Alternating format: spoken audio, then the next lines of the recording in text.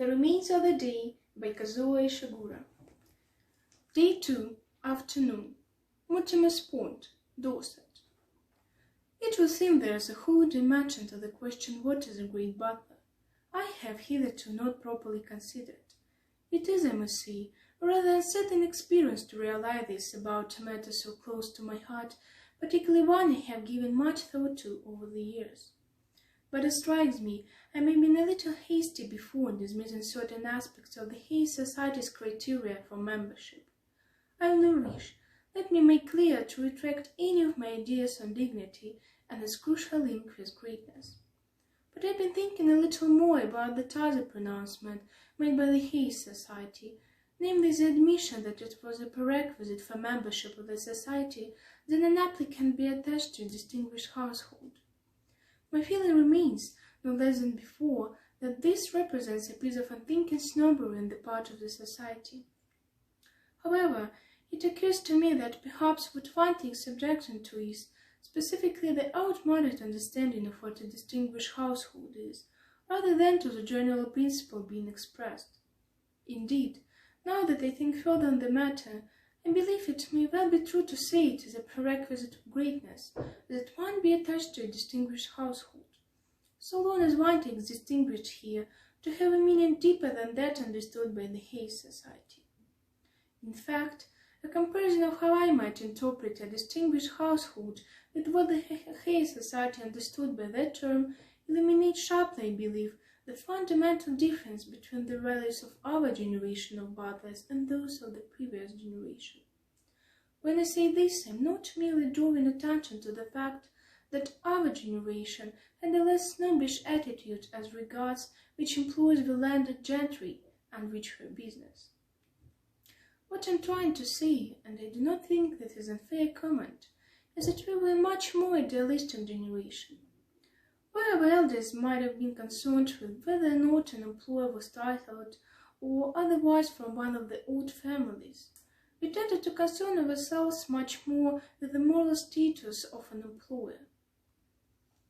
I do not mean by this that we were preoccupied with our employer's private behavior. What I mean is that we were ambitious, in a way that we have been unusual a generation before, to serve gentlemen who were, so to speak, further in the progress of humanity. It would have been seen as far worthy a calling, for instance, to serve a gentleman such as Mr. George Catridge, who, however humble his beginnings, has made an undeniable contribution to the future well-being of the empire than any gentleman, however aristocratic his origin, who idled away his time in clubs or on golf courses. In practice, of course, many gentlemen from the noblest families have tended to devote themselves to elevating the great problems of the day, and so, at a glance, it may appear that the ambitions of our generation differed little from those of our predecessors. But I can vouch there was a crucial distinction in attitude, reflected not only in the sorts of things you would hear fellow professionals express to each other, but in the way many of the most able persons of our generation chose to leave one position for another. Such decisions were no longer a matter simply of wages, the size of staff at one's disposal, or the splendor of a family name. For our generation, I think it fair to say professional prestige lay most significantly in the moral worth of one's employer.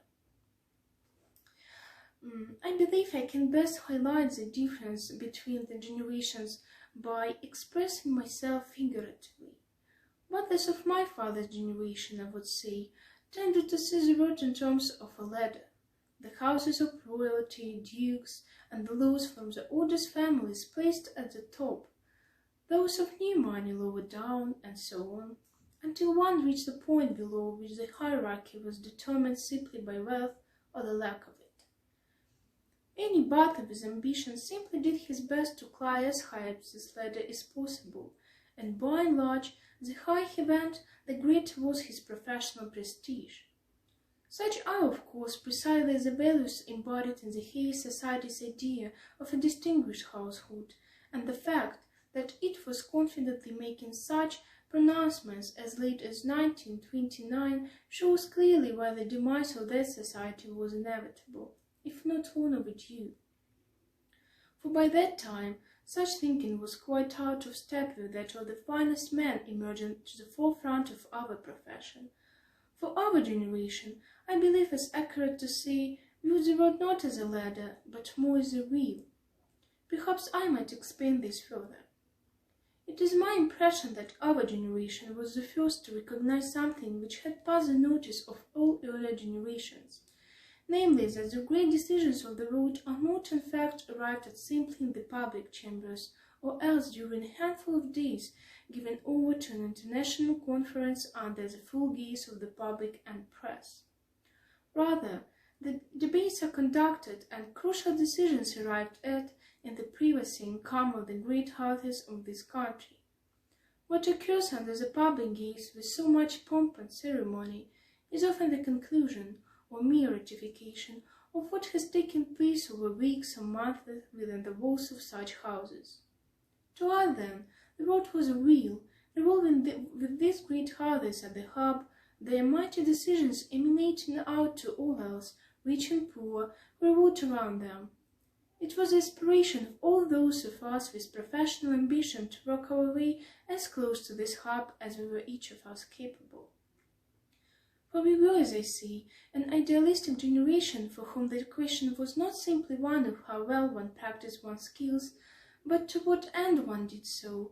Each of us harbored the desire to make our own small contribution to the creation of a better world, and saw that as professionals, the surest means of doing so will be to serve the great gentlemen of our times in whose hands civilization had been entrusted.